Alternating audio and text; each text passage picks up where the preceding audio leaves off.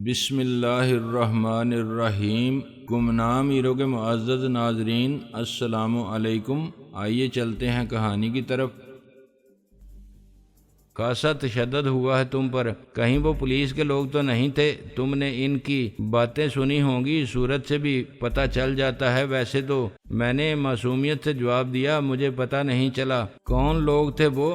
بالکل police style میں torture کیا ہے، علامات بہت واضح۔ عام آدمی کسی کو مارتا ہے تو لاتوں مکوں سے، ڈنڈا استعمال کرے تو شانوں پر، کمر کے اوپر بھی ضربات نظر آتی ہیں۔ یہ ہو سکتا ہے کہ کسی نے ان کی خدمات حاصل کی ہوں گی۔ چلو خدا کا شکر ادا کرو کہ سب ٹھیک ہے، کھانا کھا لو تو پھر میں دعا دیتا ہوں، کل تک تم فٹ ہو جاؤ گے 100%۔ یہ نشانات بھی چند دن میں غائب ہو جائیں گے۔ اور دیکھو تم اپنے لباس کا بالکل خیال نہیں رکھتے، کپڑے اچھے ہونے چاہیے آدمی کے، یہ کوئی نئی بات نہیں۔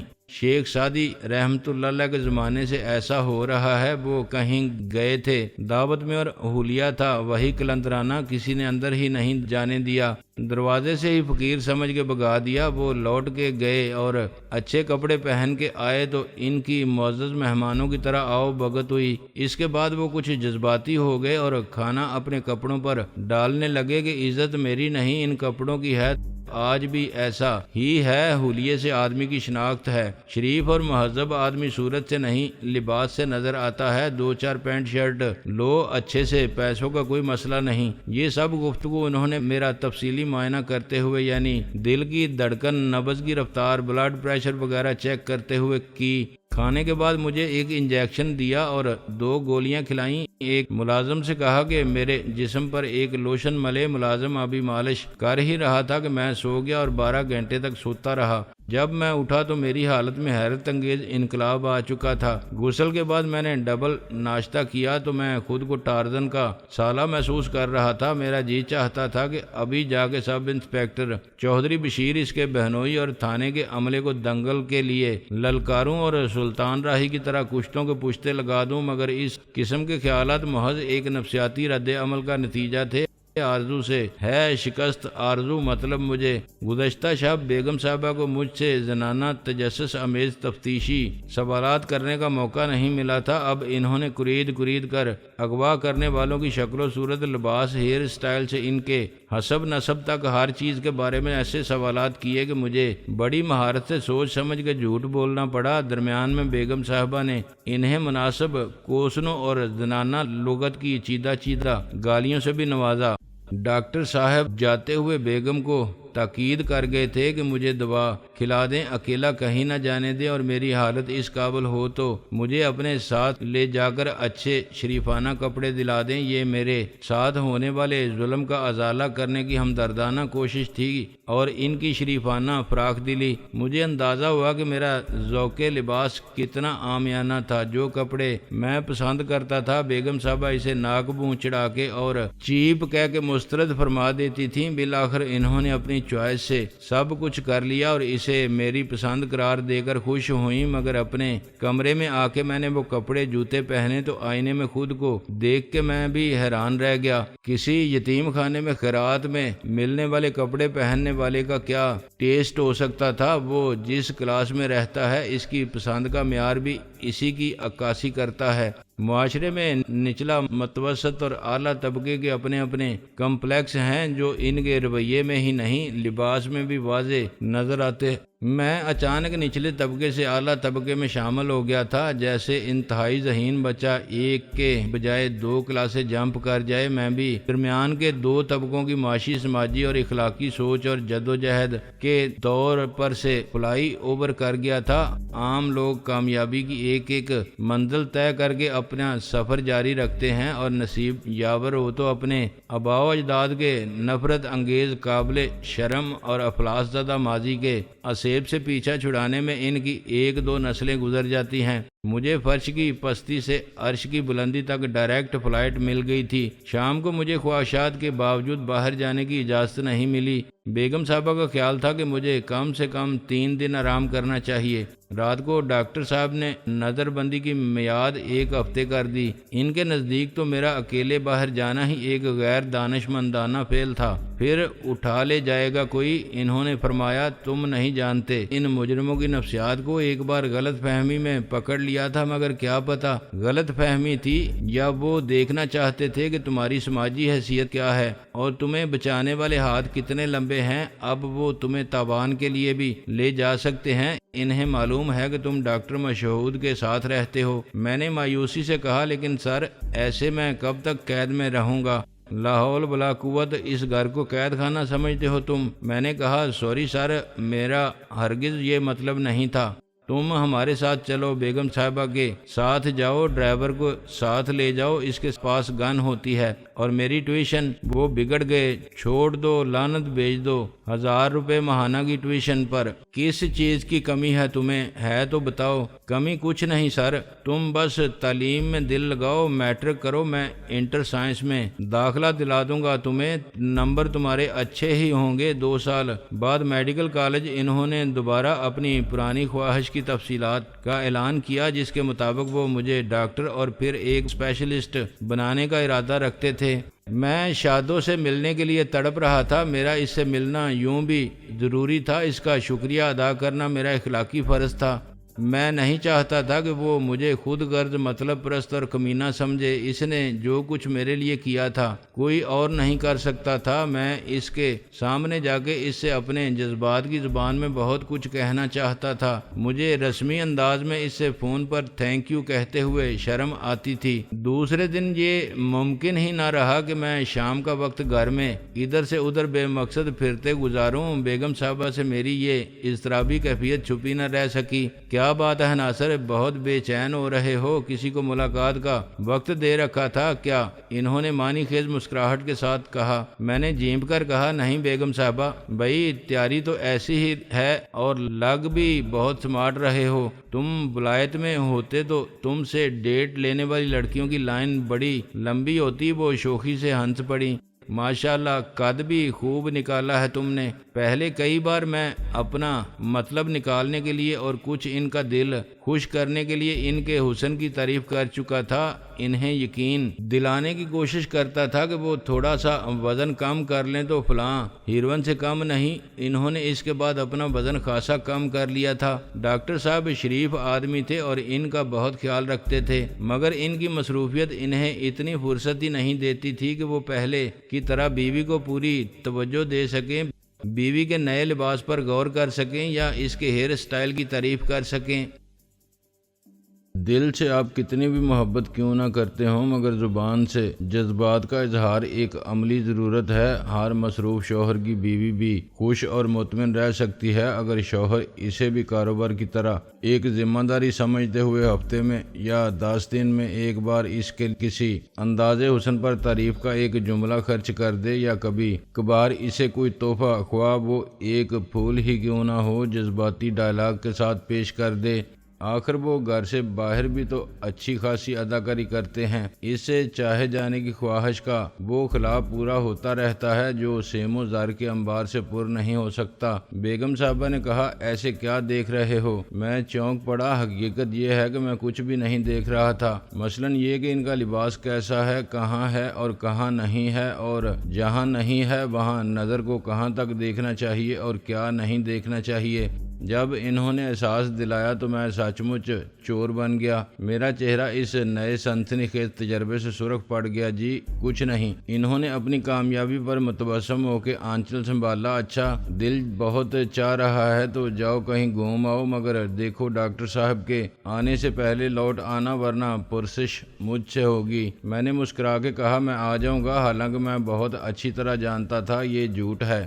سنو تو صحیح، جاؤ گے کیسے؟ ڈاکٹر صاحب نے کہا تھا کہ کہیں جانا ہو تو گاڑی میں جانا۔ میں رک گیا، لیکن اس وقت ڈرائیور کہاں ہے؟ پھر میں چلوں تمہارے ساتھ؟ انہوں نے کہا۔ میں گھبرا گیا۔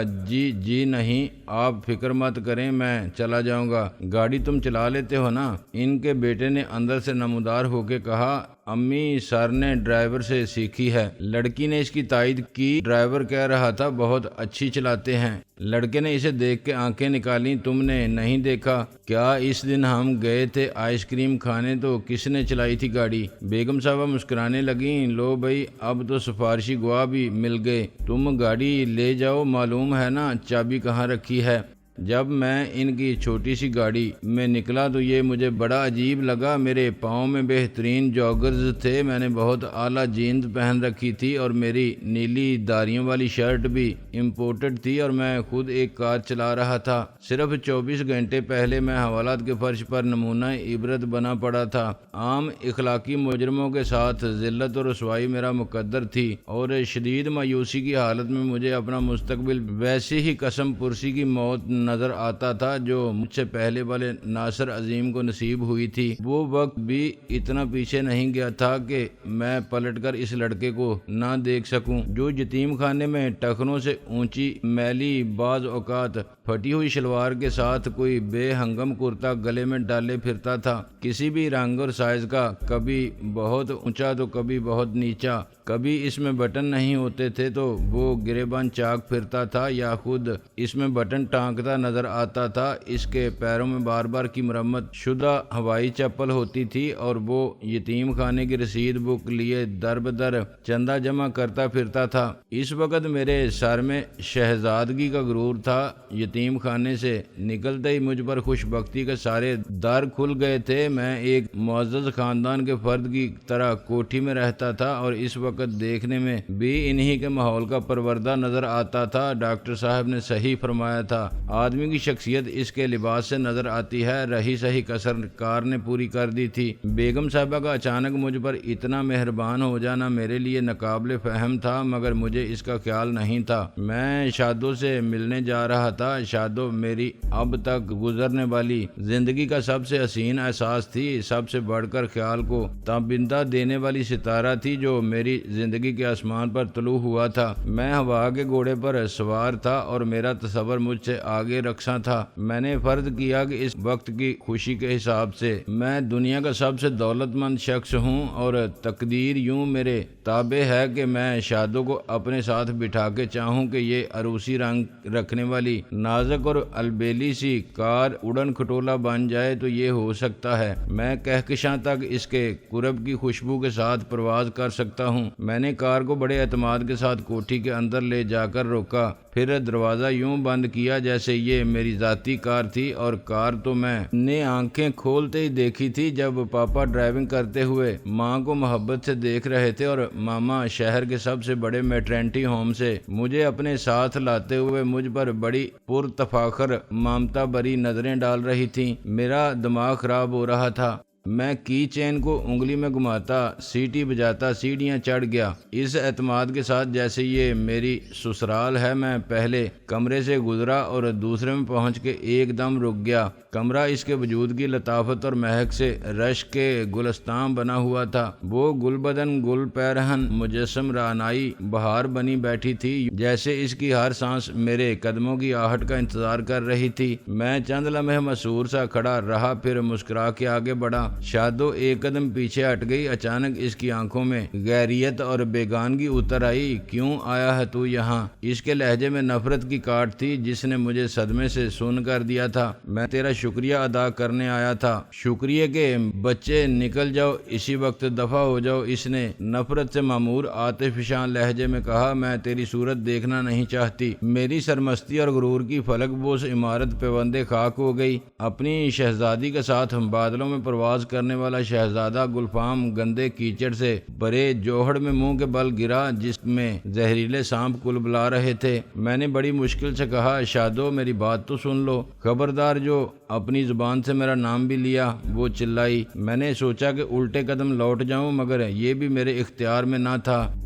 शबनम को अपने मुकाबल देख के मैंने सोचा था कि मैं उल्टे कदम लौट जाऊं, मगर ये भी मेरे इख्तियार में ना था। तैमूर मेरे साथ था और मुझ पर एक नहीं दर्जनों रिपोर्टर्स की आंखें और कैमरे फोकस थे। अगर मैं जरा भी बदहवासी का मुजाहरा करता तो ये अगले दिन के अखबारात की एक दिलचस्प और पुरलतफ खबर बनती। वो सब जो मैंने शबनम के साथ किया था और वो जो शबनम ने मेरे लिए किया था, अभी कल की बात थी। एक जरूरत के तहत मैंने इसका जज्बाती एहतसाल किया था और जब इसने अपनी आंखों में आने वाली रात के लिए खूबसूरत ख्वाब सजा लिए थे तो मैं इंतहाई कमीनगी के साथ इसे चकमा देकर फरार हो गया था। इसको महरम राज बना के मैंने गलती की थी और मुझे इसका कफारा अदा करना था। शबनम के लहजे में ना मलामत थी, ना दुख का इजहार था, ना शिकायत थी और ना गुस्सा था। इसने सपाट लहजे में कहा, क्या हाल है शाह आलम साहब। मैंने बड़ी खुशी और हैरानी का इजहार किया। अरे तुम शबनम, तुम्हें भी पता चल गया?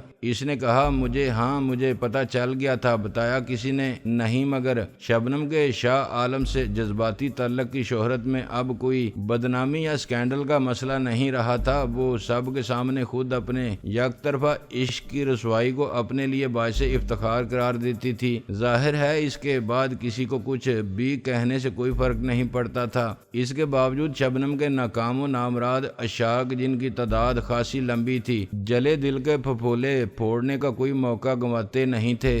ना सही विसल तो हसरत ही सही। किसी ने आवाज लगाई, हाँ भाई, दिल को दिल से राह होती है। किसी ने पीछे से गिरा लगाई, हाँ यार, टेलीफोन की इतला बाद में आती है, टेलीपैथी से पहले पता चल जाता है। मैंने बेहद अयारी और सियासी शाइस्तगी से काम लिया। कुछ बदली हुई लग रही हो, शायद बहुत दिन बाद देखा है इसलिए। इसने कहा, मगर आप बिल्कुल नहीं बदले, वैसे ही हैं जैसे कल थे। कल से इसकी मुराद वाकई गुजरा हुआ दिन था, मगर दूसरों ने इसे माजी करीब का हवाला समझा। मैंने इसका वार खाली करते हुए सबसे मुखातब होके कहा, ओके लेडीज एंड जेंटलमैन, अभी कुछ देर बाद आप सब से होटल में मुलाकात होगी। तब तक आप लोग लॉबी में तशरीफ रखें, चाय पिएं, आप मेरे मेहमान हैं। मैंने रक्षंदा का बाजू बड़े रोमांटिक स्टाइल में बेबाकी से थाम लिया और दरवाजे की तरफ बढ़ा। इस पोज को भी चंद फोटोग्राफर्स ने महफूज कर लिया। रक्षी के लिए मेरा साथ देना एक मजबूरी बन गया था। ये काम वो बादल नख्वास्ता और खासी बददिली के साथ कर रही थी। इसके रवैये में खुशी का शायबा तक न था। हालांकि हर बीवी इतना अरसा मुल्क से बाहर रहने वाले शौहर की वापसी पर कोशिश करके जरूर मुस्कुरा सकती है। रक्षी का चेहरा सपाट था और आंखों से बेजारी अयां थी। लाउंज से एयरपोर्ट होटल का फासला चंद मिनट का था। तैमूर की झंडे वाली गाड़ी गेट के ऐन सामने खड़ी हुई थी। तैमूर ने ड्राइविंग सीट संभाली तो मैं पिछली सीट पर रक्षी के साथ बैठ गया। मैंने गाड़ी के रवाना होते ही कहा, रक्षी, तुम्हारा रवैया सब के सामने बिल्कुल नामुनासिब था। इसने तीवरी चढ़ा के कहा, क्यों नामुनासिब था? ऐसी क्या बात की मैंने? क्या मुझे रिसीव करते हुए तुम्हें खुशी का इजहार नहीं करना चाहिए? खुशी का इजहार करने के लिए क्या कह लगाती, बे इख्तियार लिपट जाती तुमसे? मैंने बरहमी से कहा, क्या ये वजह काफ़ी नहीं है कि मैं शोहर हूँ तुम्हारा और तुम मेरा इस्तकबाल करने के लिए आई हो? इसने बेरुखी से कहा, मैं नहीं आई, तुम लाए थे मुझे। अगर शोहर का ख्याल ना होता मुझे तो मैं इस ड्रामे में हिस्सा ही ना लेती। मालूम नहीं तुम क्या कर रहे हो और क्यों कर रहे हो। मुझे शुरू में ही इनकार कर देना चाहिए था कि तुम जो मदारी का खेल दिखा रहे हो इसमें मुझे डुगडुगी की तरह इस्तेमाल मत करो। जब तक तुम मेरी बीवी हो तुम्हें मेरा साथ निभाना पड़ेगा। साथ ही निभा रही हूँ, वरना मेरा दिल कहता है कि कहीं ना कहीं कोई बात ऐसी है जो तुझसे भी छुपा रहे हो। जितना नजर आता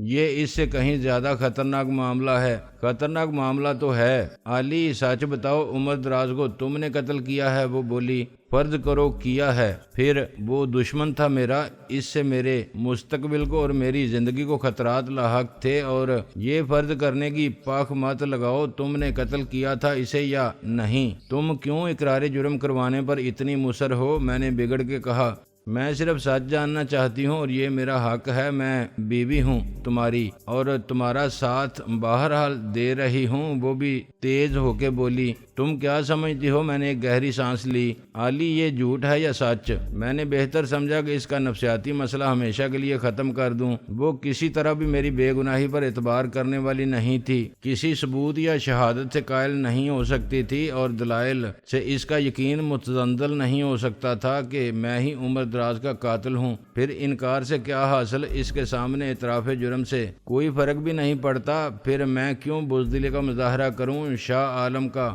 اصل کردار اس کی بیوی سے چھپا ہوا نہیں تھا. وہ اپنی بیوی سے ڈرنے والا شخص نہیں تھا. اس سے پہلے وہ نہ جانے کتنے قتل کر چکا تھا. میں نے کہا عمر دراز کو قتل کرنا میرے لیے ناگزیر ہو گیا تھا. یعنی تم مانتے ہو کہ تم ہی اس کے قاتل ہو؟ میں نے غرا کے کہا ہاں مانتا ہوں. اب کیا لکھ کے دے دوں؟ اس نے بڑے سکون سے کہا علی یہ جھوٹ ہے. میں بونچ کر رہ گیا. یہ بھی جھوٹ ہے؟ ہاں تم خود کچھ نہیں کرتے اور کیا ضرورت ہے تمہیں خود کوئی کام کرنے کی جبکہ تمہارے پاس حکم کے غلاموں کی کمی نہیں. تم تو حکم بھی نہیں دیتے، بس اشارہ کرتے ہو اور سمجھنے والے اس کا مطلب سمجھ لیتے ہیں. تمہارے پاس پیشہ ور قاتلوں کی فوج ہے جس کے commander in chief Amir Taimur صاحب ہیں. ان کے ہوتے ہوئے تم نے خود یہ کام کیا ہوگا. یہ بات میری سمجھ میں نہیں آتی.